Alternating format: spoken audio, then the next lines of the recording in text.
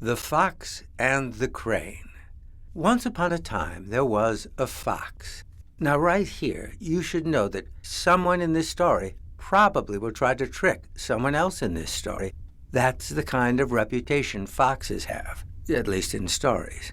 Real-life foxes are excellent parents and maybe good citizens for all I know. But if a fox shows up in a story, sit back and wait to see who gets tricked by whom. Now, this fox had a neighbor, a crane. A crane is a large bird with a long, straight beak and long legs. When a crane flies, it's a picture of grace and elegance. But on the ground, a crane moves stiffly, like a child on stilts. The fox used to watch the crane and think, "How can she fly so well, but walk so badly?"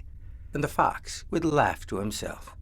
One day, as the fox and the crane walked by the lake, the fox had an idea. He said, "I am making my favorite dinner tonight, Ms. Crane. It's an old family recipe.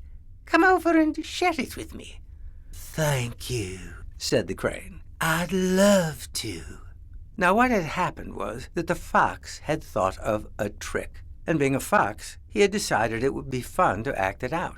So that evening, when the fox announced to the crane, "Dinner time," he set before her a flat plate with just a little raised edge all around.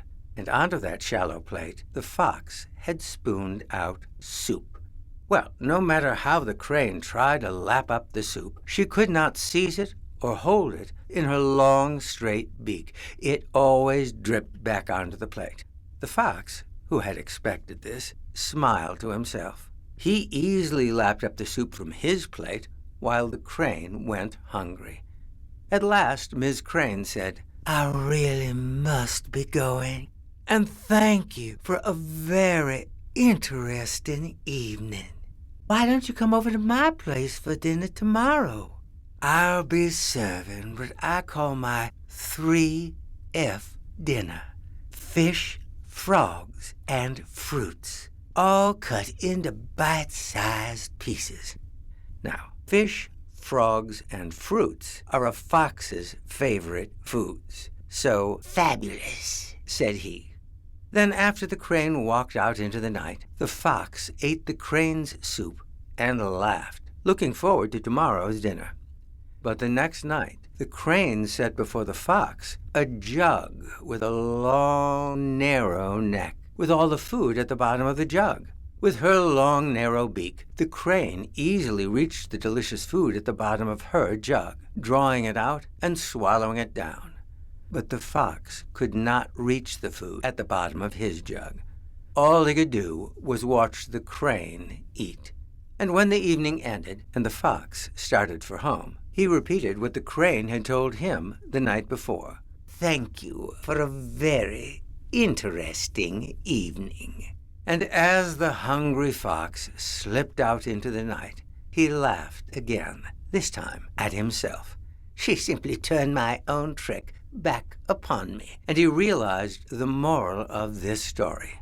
Do not be surprised if others treat you as you treat them. For more titles from Jim Weiss and Well-Trained Mind Press, please visit us at jimweiss.com or welltrainedmind.com. Thank you for listening.